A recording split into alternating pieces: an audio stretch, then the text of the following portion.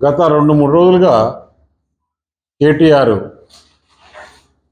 హైదరాబాద్లో press మీట్లలో, ట్వీట్లలో, social మీడియాలో రకరకాలుగా నా పైన ఆరోపణలు చేశాడు. నేను కూడా ఏనుగు పోతుంటే కుక్కలు మురుగుతుంటాయిలే ఎందుకు అని వదిలేశా. కాకపోతే ఎక్కువ అయిపోయింది. అతను అన్నాడు 2 ఆరోపణలు. ఒకటి, తెలంగాణకి ఏదో లోన్ ఇప్పిస్తే దానికి నెక్సెస్గా నాకు వర్క్ ఇచ్చారు.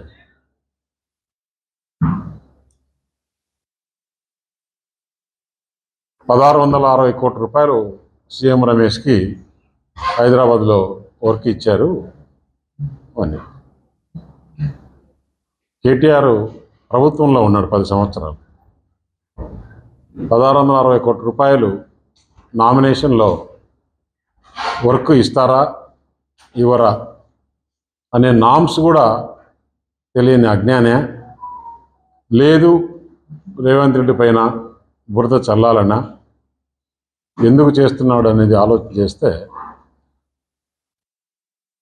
ఇంట్లో ఒక కుంపటి తయారయ్యింది. ఏదైతే జగన్మోహన్ రెడ్డికి వాళ్ళ సిస్టర్తో ఎలాంటి ఇబ్బందులు ఉన్నాయో ఇతనికి అలాంటి ఇబ్బందులు. దాన్ని డైవర్ట్ చేసేదానిక లేదంటే దేనికి? అతని ఆరోపణలో ఇంకొక విషయం కూడా చెప్పాడు. సీఎం రమేష్కు 1660 కోట్లని. నేను మొత్తం దాని డీటెయిల్స్ని తెప్పించాను. అక్కడ రోడ్డు టెండర్ జరిగితే దాదాపు 5-6 మంది పోటీ వేశారు.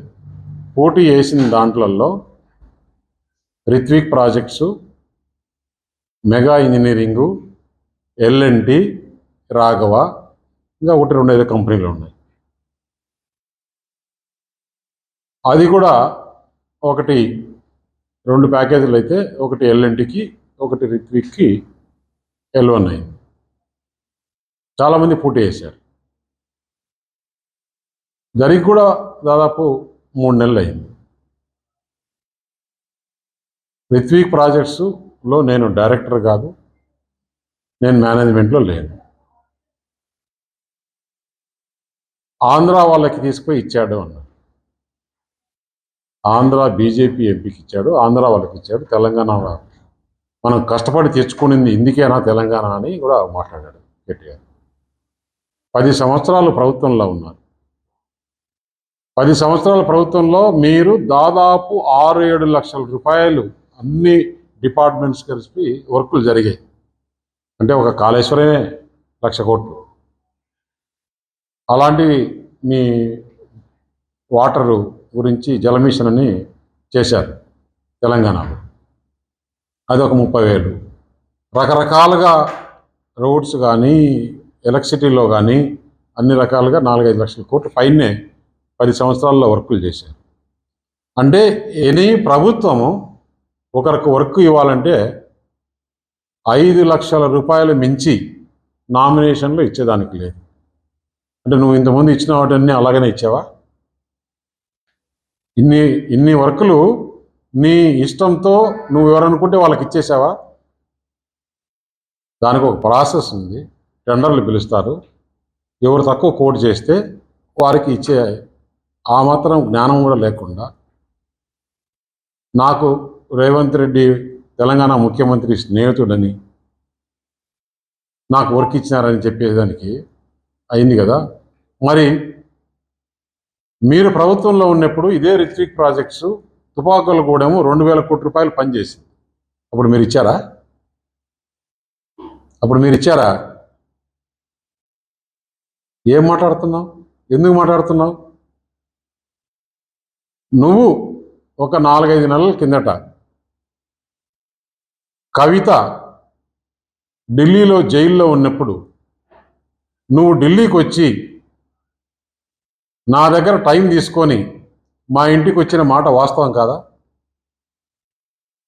ఇంట్లో సీసీ కెమెరాలు ఉన్నాయి, నేను తీసి మీడియాకి ఇస్తా. నువ్వు ప్రెస్ మీట్ పెట్టి దీనికి సమాధానం చెప్పు. మా ఇంటికి వచ్చి ఏం మాట్లాడినారు? మేము చేసిన అవినీతి అన్నీ కూడా ఈడీ సిబిఐ రాకుండా లేకుంటే కవితను బయటికి వదిలేదానికి ఏర్పాటు చేయండి. మేము బీఆర్ఎస్ పార్టీ దేనికైనా సిద్ధం. మేము బీజేపీలో మెర్జ్ చేయాలన్నా కానీ, బీజేపీతో అలయన్స్ పెట్టుకోవాలన్నా కానీ దేనికైనా సిద్ధం అంటే, నేను తీసుకునే నిర్ణయం కాదు, పెద్దలతో మాట్లాడి చెప్పాలని. పెద్దలతో మాట్లాడిన తర్వాత మనం ఎలక్షన్స్లో ఏం చెప్పాం? ఈ బీఆర్ఎస్ పార్టీ అవినీతి పార్టీ, దీంతో కలిసే సమస్య లేదు. అయినా కూడా బీఆర్ఎస్ పని అయిపోయింది. పార్లమెంట్లో ఒక సీట్ రాలేదు, గవర్నమెంట్ లేదు, ప్రజలు వాళ్ళని చీకొట్టారు. అటువంటి వాళ్ళతో మనం కలిసే సమస్య లేదని చెప్పిన తర్వాత